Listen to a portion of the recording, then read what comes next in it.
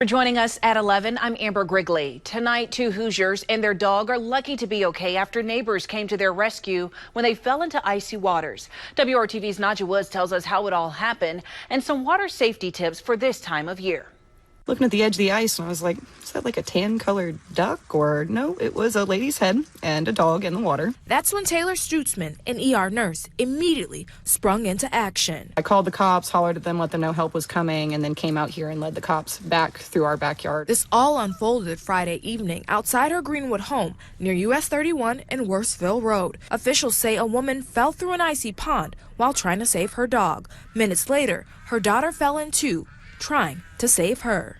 Thankfully, a neighbor with a rope was able to throw his rope out there and help them both and the dog get to shore safely without putting himself in danger by entering the ice. Without the two of them, there's no telling how long those two females would have stayed in the water. Tyler Swartzen with the Greenwood Fire Department reminding Hoosiers to be extra cautious around icy waters, especially when it snows. So we can't judge how thick this ice is.